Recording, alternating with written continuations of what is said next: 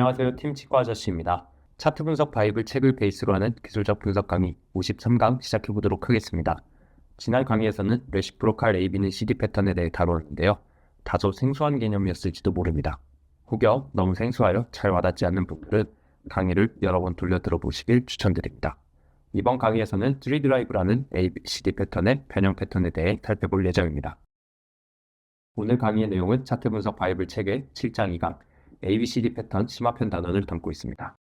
그럼 오늘 강의를 시작해 보도록 하겠습니다. 먼저 3드라이브 패턴의 개념, 그리고 특징, 성립 조건에 대해 살펴볼 것이고요. 다음으로는 강세, 약세, 3드라이브 패턴과 그를 이용한 트레이딩에 대해 살펴보도록 하겠습니다. 3드라이브 패턴이란 무엇일까요? 3드라이브 패턴은 ABCD 패턴과 마찬가지로 시장 세력의 소진에 의한 PRG 형성을 포착할 수 있는 선행지표의 일종입니다. 총 5개의 스윙으로 이루어진다는 특징을 가지고 있고요. 각각 3개의 드라이브와 2개의 리트레이스먼트로 이루어집니다. 각 스윙이 피보나치 비율을 따르므로 ABCD의 확장된 형태의 패턴이라 볼 수 있겠고요. ABCD 패턴이 형성된 이후에 추세 반전이 이루어지느냐 혹은 또 다른 드라이브가 나타나느냐의 여부로 3드라이브를 예측할 수도 있습니다. 또한 3개의 드라이브 그리고 2개의 리트레이스먼트가 마치 충격파와 조정파로 구성된다는 점에서 엘리어트 파동 이론과도 일부 유사한 구조를 갖는 패턴입니다. 다음으로는 3드라이브 패턴의 특징에 대해 살펴보도록 하겠습니다. 3드라이브 패턴은 3개의 드라이브가 모두 피보나치 비율이 성립해야 하기에 드물게 나타나는 패턴 중 하나입니다. 하지만 강한 추세 반전의 신호에 해당하죠. PRG의 형성도 ABCD에 비해 더욱 강하게 이루어지므로 우수한 손익비를 보일 수 있는 패턴에 해당합니다. 각 변곡점은 명확한 고점 그리고 저점이어야 하며 기존 추세가 명확하게 확인되어야 합니다. 블리시 3드라이브는 기존의 하락 추세를 확인해야 하고요. 베어리시 3드라이브는 기존의 강한 상승 추세를 확인해야겠습니다. 다음으로는 3드라이브 패턴이 어떻게 형성되는지에 대해 살펴보도록 하겠습니다.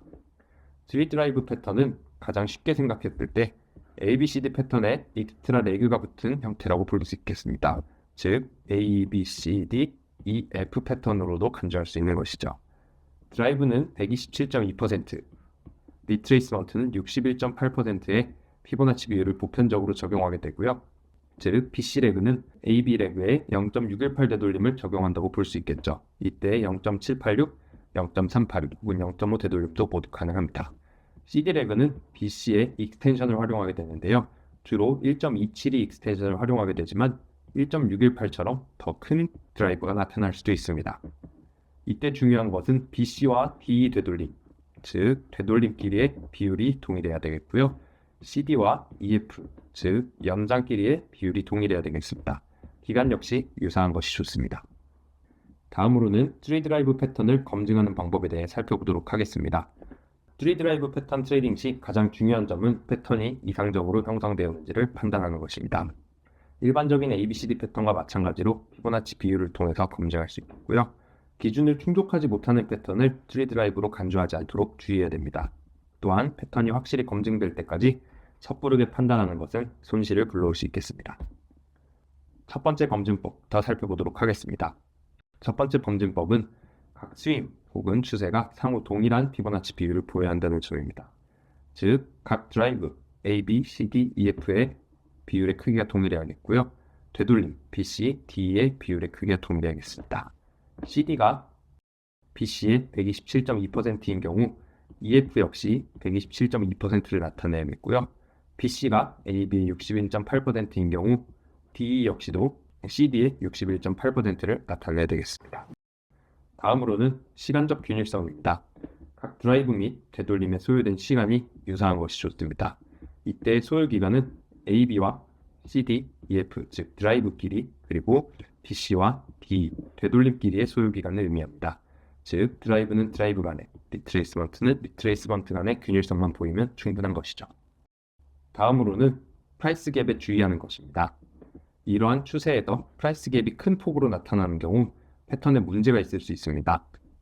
즉 추가 검증 과정을 거친 후에 트레이딩에 진입해야 하는 것입니다. 이는 ABCD 패턴이 기본적으로 시장 추세의 소진을 이용하는 패턴이기 때문에 프라이스 갭이 나타났다면 시장 추세가 아직 끝나지 않았음을 의미할 수 있는 것입니다. 마지막으로 패턴 형성 후 추세 반전을 반드시 확인해야겠습니다. 패턴 형성이 됐을 때도 추세가 반전되지 않는다면 패턴이 실패한 것으로 간주하는 것이 좋습니다. 이때 기존의 하락 추세가 다시 강하게 이어질 수 있음을 유의해야겠습니다. 다음으로는 강세 그리고 약세 3드라이브 패턴에 대해 살펴보도록 하겠습니다. 3드라이브 패턴 역시 강세, 약세 패턴 모두 그릴 수 있고요. 형성 원리는 기본적으로 동일합니다. EF를 거쳐 새로운 저점 혹은 고점을 형성할 때 각각 불리시 3드라이브의 경우 롱 포지션 세팅이 가능하고요. 베어리시 3드라이브의 경우 숏 포지션 세팅이 가능합니다. 불리시 3드라이브의 예시를 바탕으로 3드라이브를 이용한 트레이딩에 대해 살펴보도록 하겠습니다. 먼저 거래 진입입니다.